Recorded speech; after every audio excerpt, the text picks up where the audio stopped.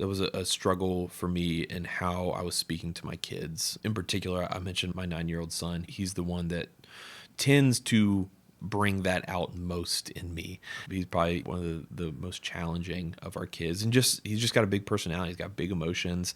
He's very different than me. I'm a 9, a peacemaker. I like things to be harmonious. I'm very introverted, so I like things to be quiet, like my time. I don't express big emotions. I don't feel big emotions. My son is like the opposite. He feels everything big. He expresses everything big. Everything is big and loud. And so it just clashes sometimes with him. And I would find myself getting so frustrated with him in these moments of big emotions that I'm just like raising my voice to try to get him to come down. Right. And what happened was noticed us pulling apart. Like my relationship with him was really broken. That if he was having a hard time, like he didn't want to talk to me, he only wanted to talk to my wife.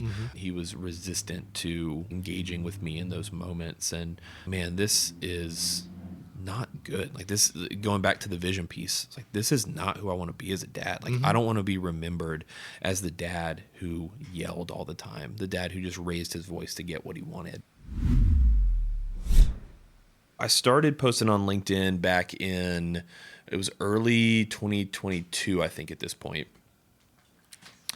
And really started as a means of professional development. I wanted to improve my communication skills, wanted to overcome some insecurity about getting my voice out there. Yeah. And started posting about leadership and did that for a few months. And it was good. I enjoyed doing it. But what I found was anytime I would do a one-off post about fatherhood, it resonated a lot more. I got a lot more engagement, generated more conversations. Yeah. And I was having a conversation with a guy that I had met through LinkedIn, a guy named Brian Lawrence up in the Nashville area. Okay. And he essentially said something along the lines of, you should talk about this more. You're dad of 6 kids. You have a lot to share. People seem to be resonating with it. You should talk about it more. And so that was August of 2022, so just over 2 years ago, and decided to pivot and start talking about that more. But it's just growing with what seems to be resonating and what dads need. And to the kind of point you made earlier, like I think guys just want to have more spaces to talk about fatherhood. Right. I think it's really common for that stuff to exist for moms and within motherhood. Yes. And you have different groups, and it's just more natural, I think, for that to happen. But for dads, it oftentimes does gear towards your career and your profession and work, less about fatherhood specifically. And so it's been really fun to get to press into that and just meet so many amazing dads that want to be present, intentional dads. Yeah. 2 years. I did not know that. I feel like that's a really short time for, I feel like the content that I see in just the engagement, it just feels so rich, thought out, and it's consistent. So dude, props on conquering the insecurity. I don't know if you feel like you've reached your goal there, but yeah, that's awesome. Oh, thank you. Yeah, there's definitely still times where I'm like, do I know anything about being a dad? I'm just like, every day, especially with 6 kids, it's just there's always something that happens. I'm like, what the heck am I doing? I'm like, I can't even manage my own house, much less tell other dads how to do it. No, so I think that's the trap, is like, what makes us qualified to talk to anybody about, hey, because of what I know, you should do this. I'm literally likely to fall or fail. So I think that might be part of the hard. Do you feel like that's part of why it's so hard for dads to like talk about stuff? Because it's like, I know I'm failing to a degree. Yeah. But I'm trying. Yeah. It's really interesting. I've done a post a few times where it's just a simple question that I'll put out there is like, when it comes to fatherhood, what's your biggest obstacle, challenge, hurdle, something along those lines?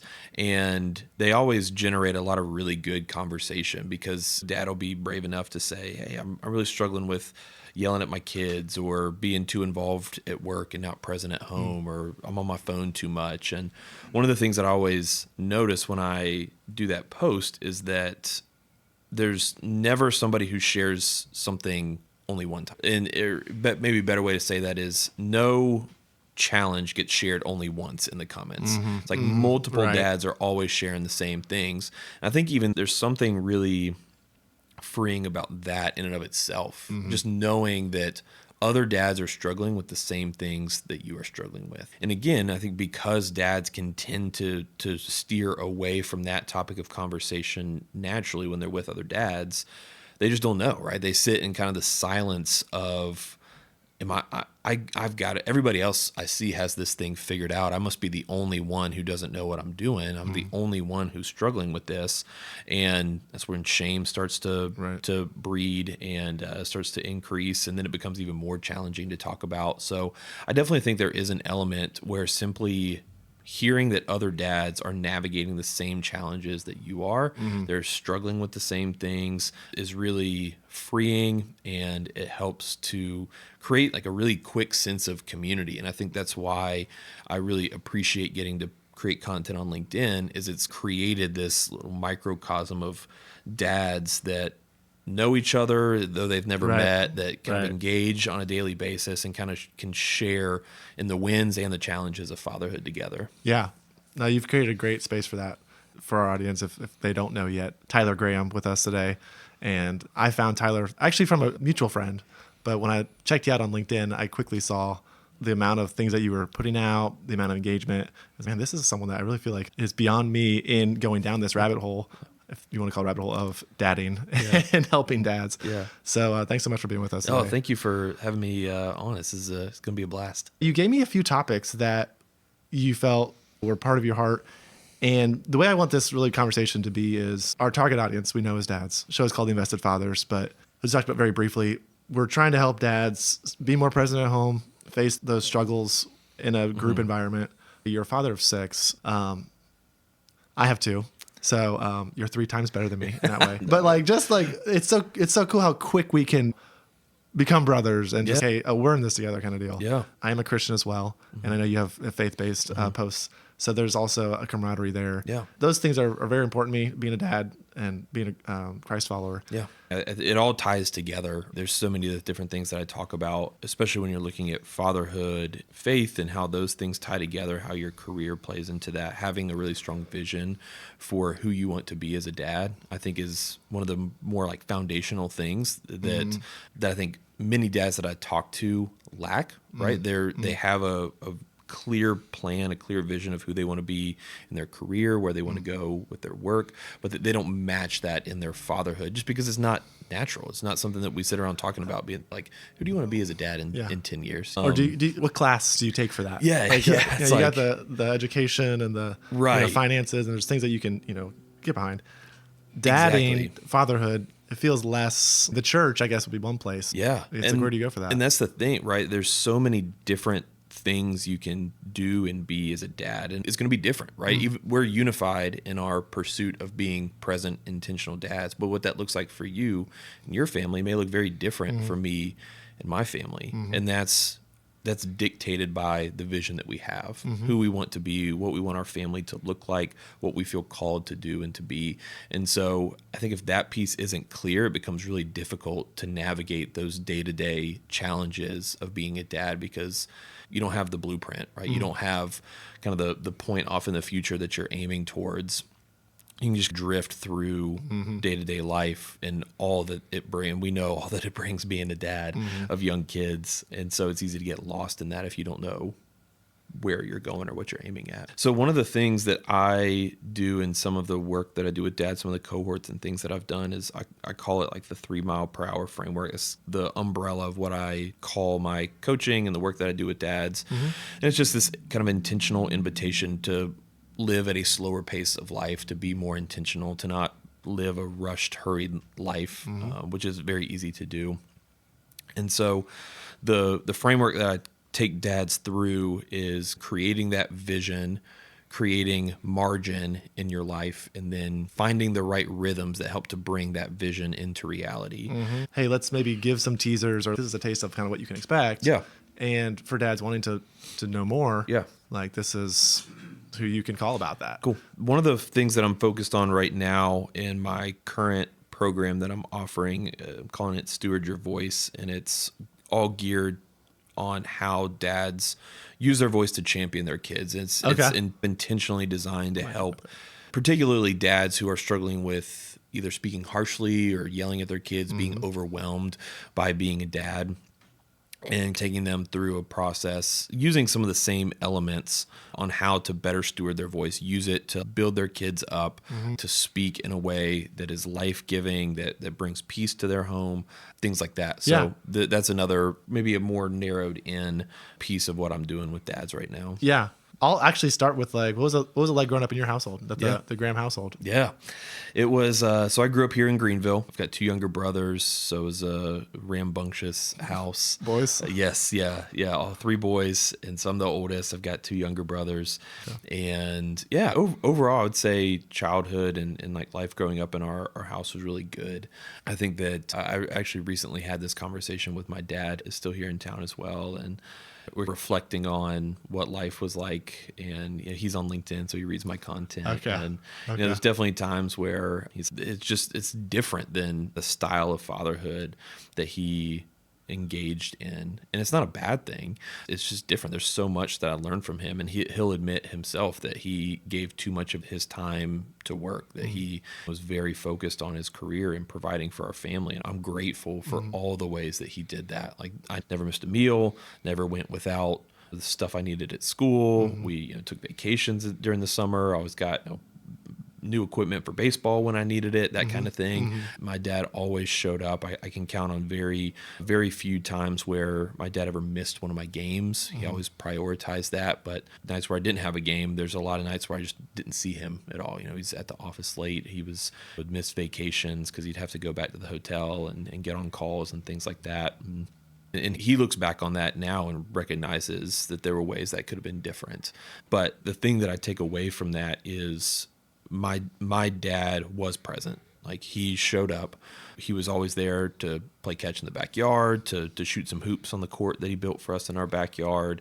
Like I said, at the games, encouraging me, coaching me. And so that's a lot of kind of what I take from my childhood. I'm like, that's the type of dad I want to be too. That's just like fully present, fully providing, being there for my kids when they need me. Yeah. And you had 2 brothers too. So there wasn't just, hey, one person, Tyler, I'm going to be there for. And we're all figuring it out in real time.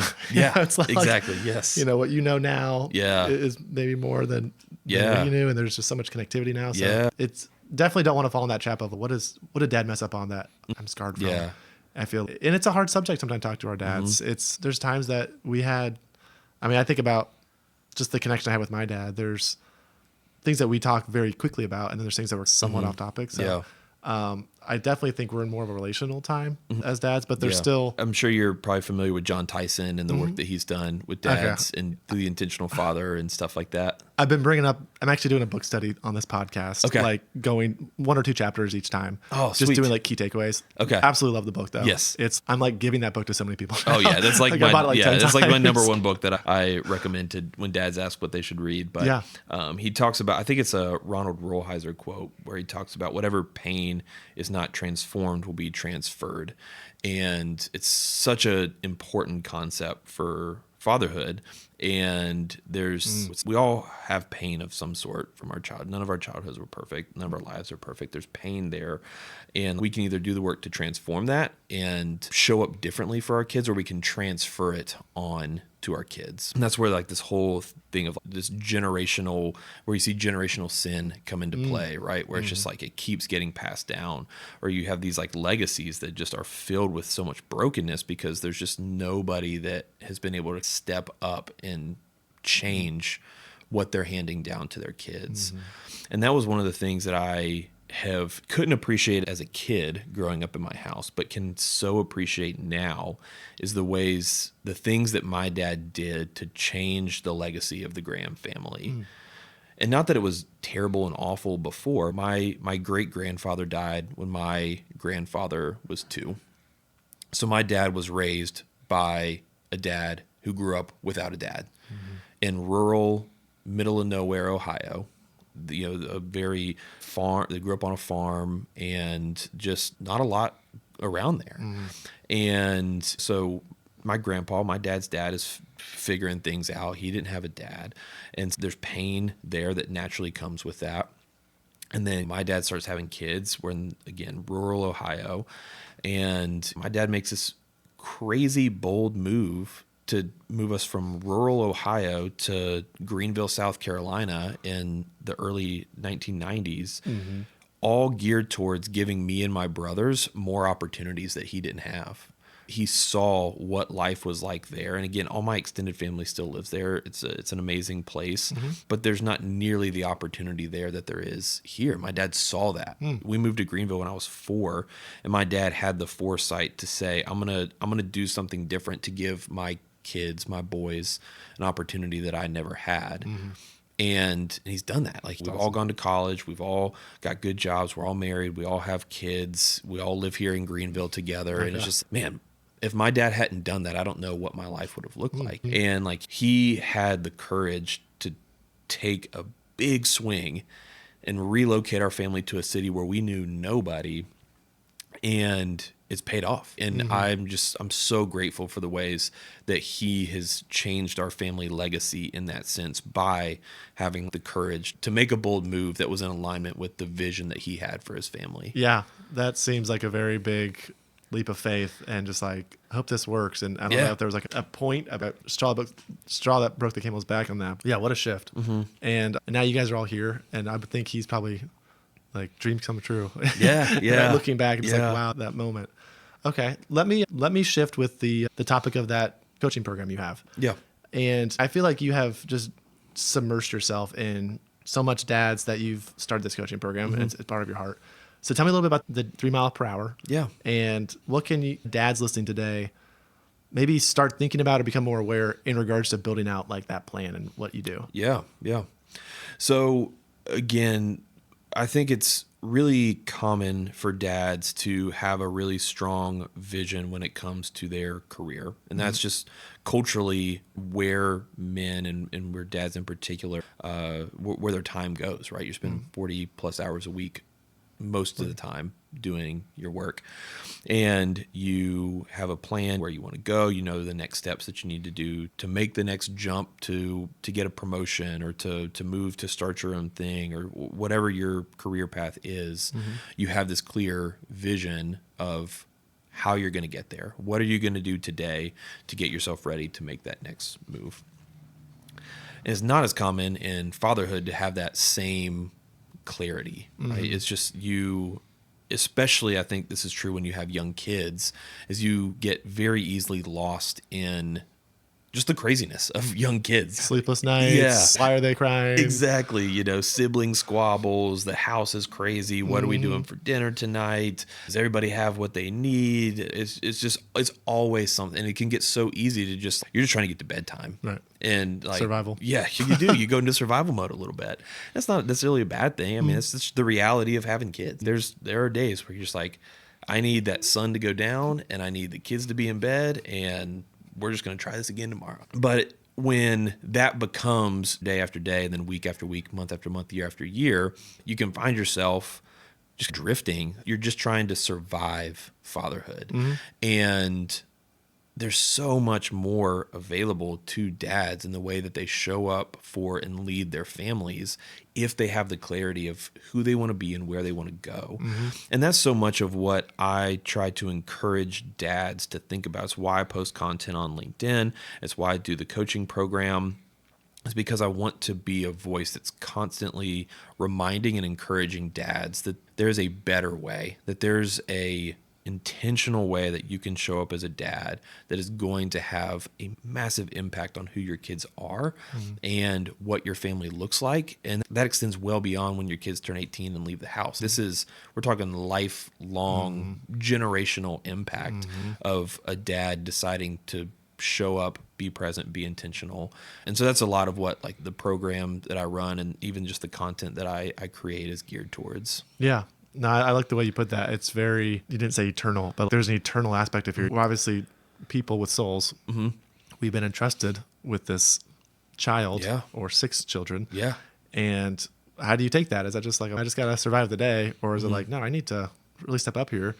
And obviously there's priority seasons where, man, there's a health issue, there's a financial issue, there's a relational issue in the teen years and the young years and all this stuff. So that's all kind of messy. So it can be hard figuring out, okay, where are you today and how do we get to that next step? Exactly. So maybe give me some of that. I've read that Intentional Father book.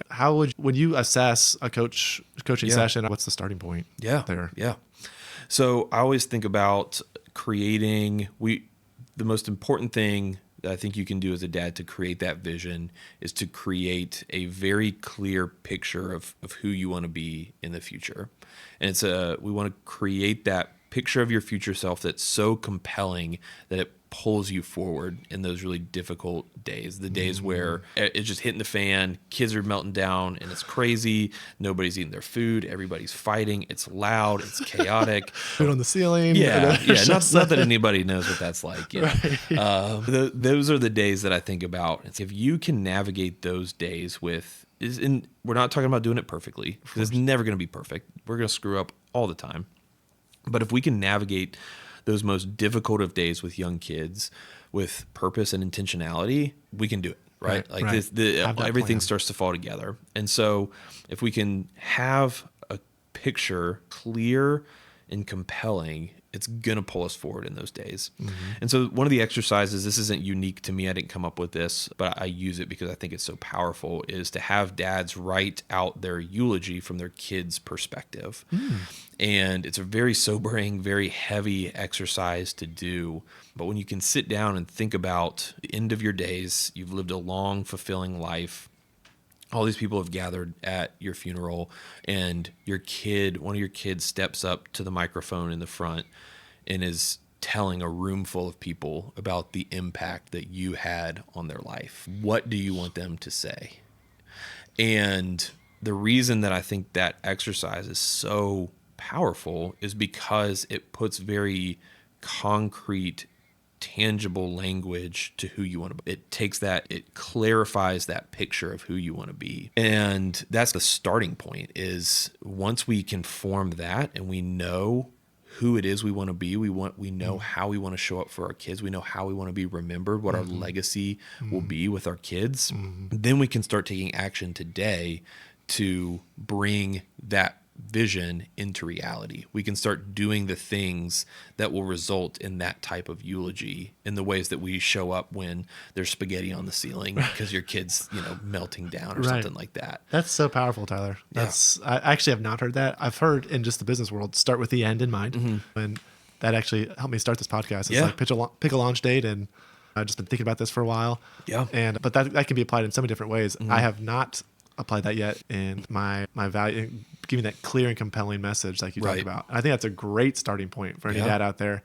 And it does feel a little heavy and it's sobering. Oh yeah. So you've done this. Yes. Okay. Yeah. It'll definitely, I definitely encourage dads to carve out some time to be by yourself. It can get emotional, and I mean, it's a heavy thing to think about.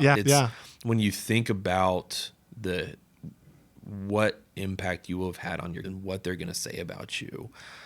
And I think for a lot of dads, it can almost feel like a wake up call, because they're writing out these things of who they want to be, what they want their kids to say about them.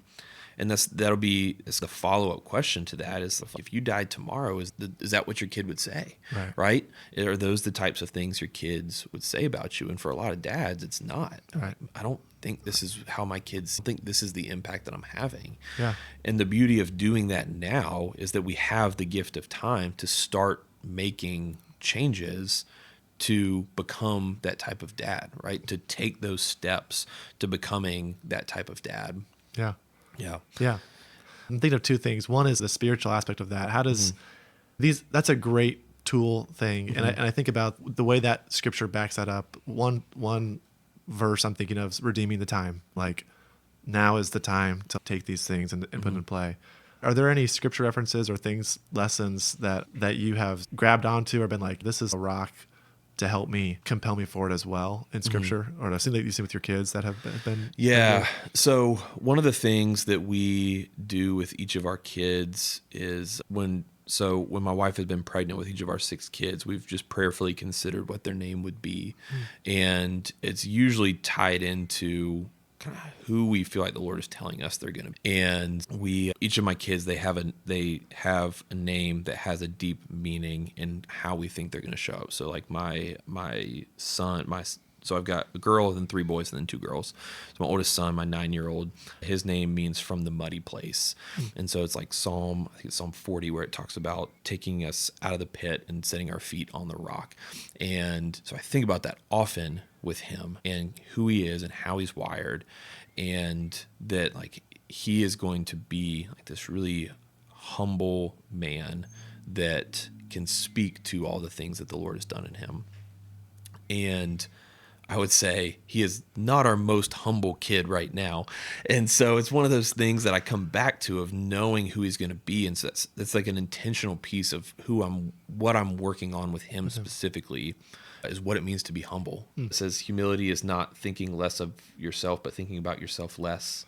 Something like that. And so that's what I'm like trying to help him understand. The world does not revolve around you. Our family does not revolve around you. Your preferences aren't the most important thing in our family. So those are like things that I'm working on with him. And I won't spend the whole time on it, but I've got similar examples for all of our kids where there's like those types of truths that are all rooted in Scripture of who we feel like God has said they're going to be, that has become part of what I'm aiming at with them. Yeah. And these are holistic individuals. There's relational connections. One of the things I thought about while you're talking is, if you had an intentional name for each kid with some attribute, humbleness, I don't know, beauty, kindness, whatever it was, if you thought about that every time you see them, that's going to make you very sharp in like pushing that attribute, probably for all of them, but reminding yourself of that. Yeah. And someone I had on the show, Nathan Crockett, I don't know if you know him, but he has, I think, 5 kids as well. And he says he has like a specific prayer for each kid that he prays with at night. I just love that idea of not just treating each kid like just the last one. They're all kind of the same. Yeah. So, no, this is the one. These are his needs, these specific prayers. So I think even just the way you've talked about that is really cool. I think I want to go into that stewarding your voice now. Our words are powerful. One of the things I've heard, so I've interviewed 60 plus dads on this show, and a theme I hear over and over is leading by example. But that does start with words. You give advice or you do something, but your actions need to back that up. Tell me a little bit about where that started with stewarding your voice, and is that something you struggled with, or what happened there? Yeah, it is. It's definitely something that was a struggle for me in how I was speaking to my kids. In particular, I mentioned my 9-year-old son. He's the one that tends to bring that out most in me. He's probably one of the most challenging of our kids, and he's just got a big personality. He's got big emotions. He's very different than me. Okay. Right? I don't know if you're familiar with the Enneagram, but I'm a 9, a peacemaker. I like things to be harmonious. I'm very introverted, so I like things to be quiet, like my time. And I don't feel things I don't express big emotions. I don't feel big emotions. My son is like the opposite. He feels everything big. He expresses everything big. Everything is big and loud. And so it just clashes sometimes with him. And I would find myself getting so frustrated with him in these moments of big emotions that I'm just like raising my voice to try to get him to come down. Right. And what happened was, like, I just noticed us pulling apart. Like, my relationship with him was really broken. That if he was having a hard time, like, he didn't want to talk to me, he only wanted to talk to my wife. He was resistant to engaging with me in those moments. And man, this is not good. Like, this, going back to the vision piece, it's like, this is not who I want to be as a dad. Like, I don't want to be remembered as the dad who yelled all the time, the dad who just raised his voice to get what he wanted. And there was one moment in particular, this was probably 2 years ago, a particularly hard night that it was just a wake up call for me to say, what, I've got to change. Like, this, something has to be different, or I'm going to risk doing irreversible damage to my relationship with my son. And he's 7 at the time. Right. Yeah. Right. Yeah. So I feel like that in itself is like you recognizing this now, before the teen years, before all that. Yeah. These are formative times. Yeah. So, and you also started doing LinkedIn stuff 2 years ago. So I don't know if that was, there was a lot that coincided there. Yeah. And, even just posting about him, like, man, the last thing I would ever want is to be hypocritical and the content that I'm Sure, creating, of right? course. I'm like, I think about one day if my kids come across things that I've written and telling people how to be an intentional dad, like the worst thing that could possibly happen is them saying something like, but you weren't like that at home. And so I think about that every time I write a post. I'm like, if my kids read this one day, will they say that this is actually true of who I was? Right. Because I don't want to talk about things that aren't true of me and what I'm doing. And that's probably, I would say, a big obstacle for a lot of dads as well. As, man, I'm a hypocrite. I'm trying to do this, but I can't seem to keep it up. So I would just, I didn't mean to interrupt you, but just that idea of that's a fear. Is like, man, like I want to be that dad that in the eulogy you talked about, and I'm not perfect. I'm going to do something wrong. I know I am. Right. So I think there's a level of maturity that the kid will look back and be like, okay, now I see, like he did try. Like it wasn't what I thought from their perspective. Yeah. And there's so much of what I want in these moments is I talked to a guy, his name's Cord Sachs. He's the CEO and founder of a company called WildSpark and Fireseed. I think they're sister companies in Birmingham, Alabama. Amazing man, loves the Lord, dad of 6 kids that are, I think his youngest is about to graduate high school. So he's much further down the line than I am. And I'd asked him, what's the one piece of advice you would give to dads? And the thing that he said was the role of a dad is not to be Superman, to be perfect all the time, but it's to be the chief repenter and to show your kids that you need Jesus just as much as they do. And that's such a beautiful picture to me of fatherhood is we're not striving to be perfect and to be flawless and to never make mistakes. We're striving to be the type of men that we're called to be and to humbly apologize when we're not, to own our mistakes, to rectify those, to make them right. And I think to do that very visibly with our kids. Like I want my kids to see me apologize a lot. I want my kids to see me own my mistakes because that's the type of people I want them to be. That's the type of men I want my sons to be. It's the type of men I want my daughters to marry. Are men that are not afraid to fail, but that own their stuff when they do. And so with the whole stewarding your voice thing, there's just this moment of recognizing this needs to change. You recognize the hypocrisy of it. You see even just the foolishness of it, right? I'm standing here as a grown man yelling at a 7-year-old boy to stop yelling. And I'm just like, what am I doing? This is so foolish. And we could dive into a lot of different elements with this, but a lot of what I work with on dads, specifically in the Steward Your Voice program, which is geared towards helping dads, I'd like to say, become their kid's inner champion, right? There's a clip of Des Bryant, who's a football player for the Cowboys years ago, and he's talking about your dad's voice will become a child's inner voice, and you can either become their inner critic or you can become their inner champion. And I want my voice to be remembered as one that's championing my kids. That's what I want to help other dads do who are struggling with speaking harshly or yelling or just really just feeling overwhelmed by their kids, because that's so often what it comes down to is dads are yelling out of a place of feeling overwhelmed. Maybe it's from a place of insecurity. Maybe it's from a place of they're not taking care of themselves. They don't have good rhythms of rest. Maybe it's that things are tense in their marriage. And so they're feeling tense and tight. And it just like the smallest little thing will cause them to snap. And so my goal in working with dads there is to help them identify what are those triggers that are causing them to react that way. And then what can we do to mitigate that both in the moment when you're feeling like that? How do you not respond out of a place of being reactionary and harsh? And also, how do you set up rhythms that are going to allow you to be healthy and avoid getting so easily to that place where you are overwhelmed and on the edge? Yeah.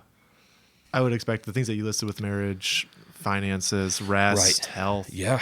This isn't just like just read this book here and we'll take care of it. Yeah. It's like, who are you? Yeah, exactly. Let's look at all the holistic view of what you are. Yes. When I think dads, I think, oh, you have kids, but the dad most likely means you're also a husband and a son to a dad and a worker and all these other hats that you wear. Yeah. And that's one of my focuses on the show is how can you be successful at your career and your dad?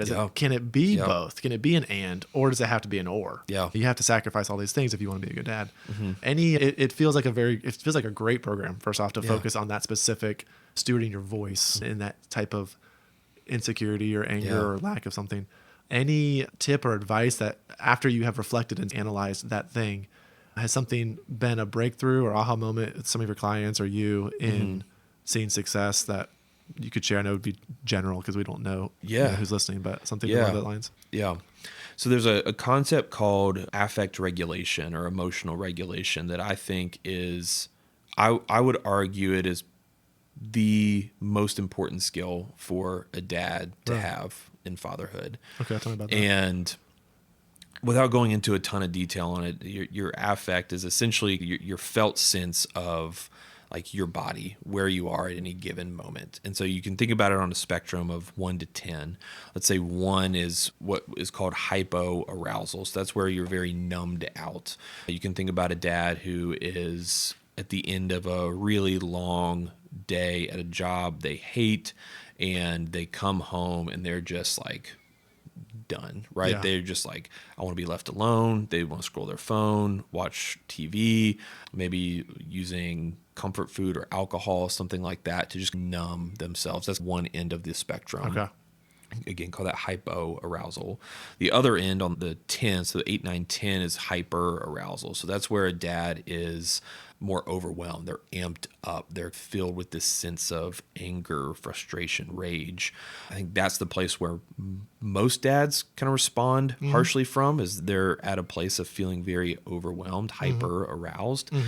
And that's where it becomes very easy to want to yell or to raise your voice, because the middle between those two, between hypo and hyper arousal, is this 4 to 7 window on the spectrum.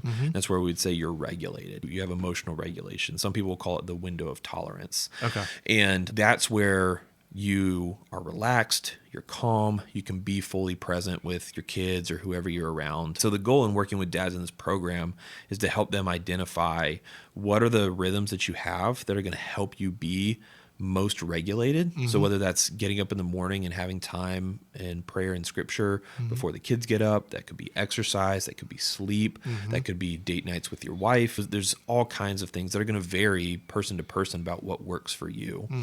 So it's finding what are those rhythms that help you stay in that 4 to 7 range of regulation, and what are the things that help you when you are in that hypo or that hyper end of the spectrum. How do you get back into that window of tolerance? Because your body's greatest need when you are dysregulated is to become regulated. And I think that's why a lot of dads end up yelling, is because, so you think about like a scenario where you've had a long day at work, you're just feeling overwhelmed. It's that kind of witching hour of 5 to 7 where kids are hungry, they're tired, you're trying to get everything done before bed, kids are screaming, mom's tired, she's been with the kids all day or doing her thing, and it's just kids are fighting, it's loud, and you just hit this point where you're like, I need things to calm down. And the quickest way to get people to calm down is just yell, right? When you yell, people get quiet, and it's just, that's what I want. So in the short term, it feels really good because you get what you want. Everything simmers down. Everything's quiet. You can take a breath. But then you've done damage to the relationship because now you've become overly reliant on your voice to make that happen. And the whole goal of the program is to help dads form the vision of who they want to be. That's like foundational to everything that I do. And then to figure out how can we use that vision to identify the right rhythms to keep you regulated, to help you get regulated, even in those tough moments. So if before you speak harshly or snap, lose your cool with your kids, to get into a place of regulation so you can respond out of a place of connection, not out of a place of frustration. Yeah. No, I think it's terrific that you've had a heart to steward your voice and say to other dads, hey, let me give you some tools. Let's talk about some practicality in finding this, because that's where my heart has been toward doing real estate, has been, I can use this job to give me more time at home to feel less stressed or work on my health or get more rest. And it's just interesting how we're all using our own gifts and our own unique things to help each other and help dads. Yeah. Just like we'll lighten the mood a little bit. Yeah. That's because we had some kind of heavier things. So let's see. My son Moses is 8. Okay. We're on a video game fast right now. Okay. I don't know if you do video games at your house, but we would have, and I say video games, I mean, we play Super Nintendo. So we don't like, we don't even introduce like anything that's like remotely new. It has to be like made before like 1995. I love it. So we'll play like Tuesdays and sometimes Thursdays. But I started seeing like, I enjoy it too. Like I had to be, hey, this is fun. I used to play this game and he's excited about it. But I was seeing he was so like too into it that we're doing a month of no video games and we're reading books. And I just introduced him to Hardy Boys. Oh, nice. And this is boring. What is this? Starts reading it, and now he's locked away in his room and he's reading his books. That's some things that we're up to. What are some things? I know you have 6 kids, and girls and boys. Yeah. What are some maybe pastimes you're working on, or working together right now? Yeah. Hobbies, just some fun things that maybe other dads could. Yeah. Or just listen. Yeah, we're big readers in our family as well. Okay. So that's one of the probably most common things that we do. We do a lot of audio books. Yes. So we'll just turn on a speaker and play a book that we can all listen to together. While the kids are also big into, I would say my wife and kids are big into puzzles. I am the world's worst at puzzles. So my wife just bought this giant puzzle table that it's got drawers where they can sort the pieces. It's pretty intense. But so they'll all work on the puzzle and we'll just listen to the books. We're working through the Harry Potter books right now. Yeah. So we're puzzle and books, man. That's awesome. Yeah, it's great. I love that. Yeah, I feel like so we little did that kids too, will play on the floor. They'll play a game, something like that. So it's just fun to get to put your hands to something and enjoy something together. So like Harry Potter's become this very unifying thing for our family because we're all listening to it. We all dressed up as Harry Potter characters for Halloween this year. And my youngest, my 3-year-old, she was Dobby the house elf, and so she just walks around calling herself Dobby all the time now. And it hasn't stopped. Yeah, no, she calls herself a house elf sometimes. So that's great. I just got to make sure the other kids don't start treating her like a house elf, expecting her to do everything for them. But I gotta ask, were you Dumbledore or Hagrid? Oh, good question. Good question. I was leaning towards Dumbledore at first, but ended up going Hagrid. Okay, so I got a nice wig and beard to make it bigger than my actual hair and beard are right now. So it was a fun time. We had a good. Everything came together pretty well on that one. This is a curiosity question. My mind kind of explodes when you say 6 kids. Yeah. I personally struggle with time management, just like blocks of time. Yeah. I'm great in the moment. Hey, put me in front of somebody or let's go do this thing together, and I'm fully there. Yeah. But those next few days or hours sometimes just get lost in the wind because I didn't have a plan. Yeah. How have you structured being able to have 6 kids? Yeah. I don't know how else to say it. Yeah. And I love it. I support it. It seems like a challenge. Yeah, I think that, so going back to the 3 mile per hour piece, and the reason that I call it that, it came from The Ruthless Elimination of Hurry by John Mark Comer, which is another one of my all-time. Love that book. That book changed my life, and I recommend it to everybody. But he talks about this idea of living life at a 3 mile per hour pace, and it's just the average speed of somebody walking. And that's so much of going back to the vision of who I want to be. I want my kids to remember me as very unhurried, like very present with them. I want to be a non-anxious presence, and I can't do that if I'm hurried. And so that's where the 3 mile per hour piece comes from, is just this encouragement to dads to live like unhurried, present, intentional lives.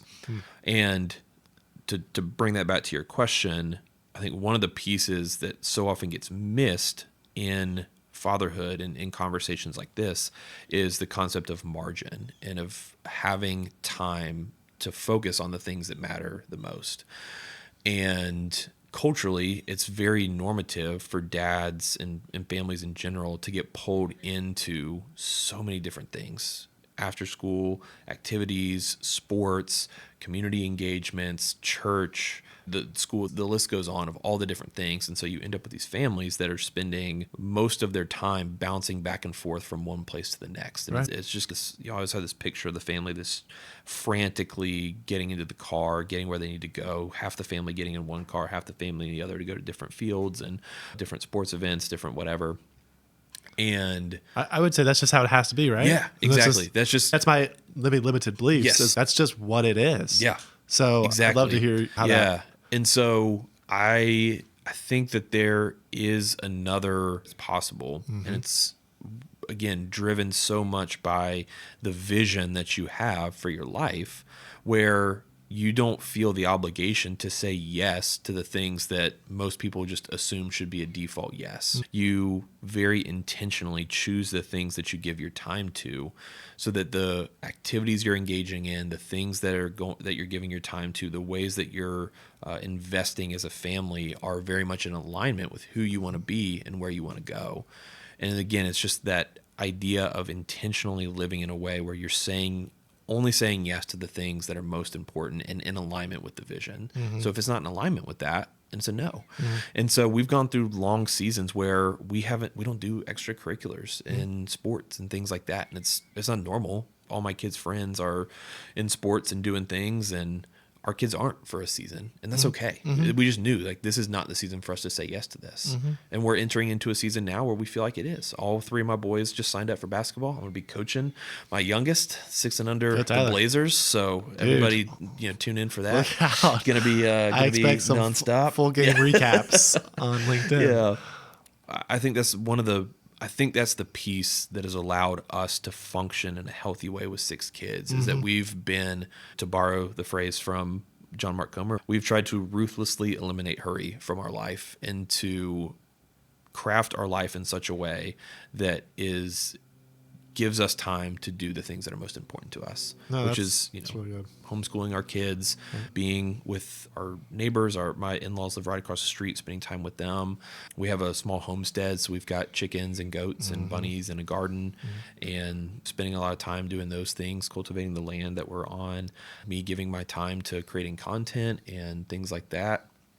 So there's those types of things that we feel very clear that we're called to, and they're in alignment with our vision.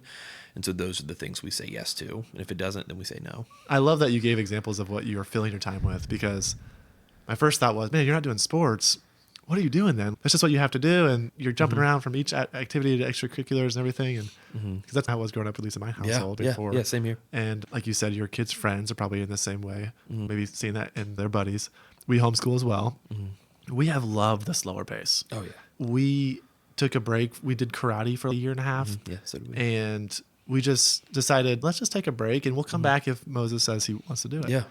And that, 4 months was such a nice 4 months of just like playing in the backyard. Yeah. Or and there was a little bit of FOMO. What am I missing out on? We missed soccer season last year. Is he behind now? All those things that parents think about. But I really like that and you're not saying, we're saying no to sports forever. We're not going to just deprive them of something. It's just a season. And, exactly. And I think that's a nice little respite that you can have. And that's a great book, by the way. I read that a few years ago. Probably need to reread it. And I love how that's sparked this whole 3 mile per hour mindset. Yeah. I think you touched on such an important piece of this, is that like a yes is not a forever yes, and a no is not a forever no. Yeah. And I think we can so often as dads feel the pressure of, we got to make the right decisions. And these are such important decisions. Like, whether your 7-year-old plays baseball or not is not a big deal. Like, oh, my kid's going to be behind. It's always this feeling of being behind. And I think that's what drives so many dads to try to do all the things. And the reality is, it's okay if you take a season off. Yeah. It's okay if you take a time to say, you know what? Life has been crazy. We just need to say no to some things right now, and just take a couple months to prioritize dinners at the table every night that we can't do if all the kids are in sports. And we just need to have a slower season. That's okay. And then when the time's right, you can step back into it. Like I said, that's what we're doing now, where 3 of our kids we're going to have 5 basketball practices a week at this point, and it's going to be a lot of kind of hustle for the next couple of months, but it's something we feel is a good yes based on what we're sensing is happening in our family. It's a good thing for our boys to be part of, and so we're going to make it work. It's going to mean we're going to say no to other things so we can say yes to this. We're not just going to keep on adding more. We're always trying to find that balance, but there's different things for different seasons. I want to make sure we're respecting time here. Okay. Probably going to do 2 more questions. Okay. And this one's going to maybe feel a little out there, but I think it's really important. Okay. You've given such awesome insight into ways we can incorporate the values, the compelling, clear vision of who we want to be as dads, and work on those things. One of the things that I feel like is vital in this conversation is the financial piece of being a dad. Right. We got mouths to feed. Yeah. You talked about your dad buying the sports equipment. These things aren't free. There's always ways to make it work. And I feel like there's a danger and entitlement, and this kid has the newest thing and I want that too. And as dads, we feel that pressure. We want to give our kids everything, but there's just maybe not money there. What are some insights that you have maybe are still wrestling with or have learned in regards to like investing, or has there been some insights into the financial aspect of being a dad that you could share that would maybe help, whether like mentally relieve some mindset things or tricks or tips in that way? Yeah. I would answer very similarly to what we just talked about with margin, where I think that it's important for a dad to align his time with his vision and his values. And I would say it's the same for money. That's how we operate, is that we want our money spent and saved and invested in alignment with what is important to us. And so that does mean that like we don't buy our kids brand new clothes pretty much ever because we know they're just going to run through them. They're homeschooled, so we maybe have like less pressure of what kids are wearing at public school and fitting in that way. But it's like we buy all their shoes at Miracle Hill because they're going to run through them anyway. It's just not something we're going to invest a lot of money in. But I mentioned we have a small homestead, which costs a lot of money. It costs a lot to build a chicken coop and to buy chicken food every week and to get goats and to feed them and get hay. And, we invested a lot of money to put in to build a really nice garden. And people, I think, would look at that. They could look at that and say, why on earth with 6 kids would you decide to get 30 chickens and 2 goats and 2 bunnies? And from the outside in, it looks crazy, right? Like, why would we spend our time or our money on those things? But the reality is it's in alignment with our vision. We've always envisioned having this homestead on this land and being self-sufficient, more self-sufficient. It checks so many of the boxes. We have kind of 10 family, we call them our family pillars. And it's in alignment with that. Family as a team, we get to work together. Health, we got free range chickens that lay eggs for us every day. Valuing the table, we get to come together around the table to eat those eggs. And there's just, I could go on and on about how having a homestead checks all these boxes of our family pillars. And that's really how we decide how to spend our time and how to spend our money. We want that to drive how we're using what we've been given. Yeah. No, that's beautiful. I don't think I've had someone on yet that's a homesteader to your degree. And I'm sure there's levels of homesteading. Oh, yeah. We're at like the bottom level. No, and I know there are homesteaders and there are homesteaders. Yeah. But I love that, back to the compelling, clear vision. They just all line up. Yeah. So like the puzzles, the table, the chickens. Yeah. And you could say, man, I think I looked at, I don't know, building a garden in the backyard, and I was like, man, it's going to be like $1,000 or something. Yeah. I was like, Ingles or, whatever. It's $3 for tomatoes. Yeah, tomatoes aren't very expensive. But, eggs aren't either anymore. Anyway, thank you for sharing all that, Tyler. Thanks for your time today. Absolutely. Thank you for having me on. I want to leave the show with a final takeaway, and you've already given us a ton. But if you could just plug in something that I like to ask, if there's something that can be done, maybe immediately. What's an application thing that, whether it's a mindset thing or just, hey, go do this thing right now. Yeah. What could you leave our audience with that would be a final takeaway? Yeah. Probably my favorite piece of fatherhood advice is start where you are, not where you think you should be. And it's, again, this idea that who you want to become. So if we'll go back to where we started with the eulogy and creating that vision. Like, you're not going to become that dad overnight. It's going to take time, and that's a good thing. You don't have to become that person tomorrow. You can make one small change today that's going to lead you to becoming more like that type of dad that you want to be.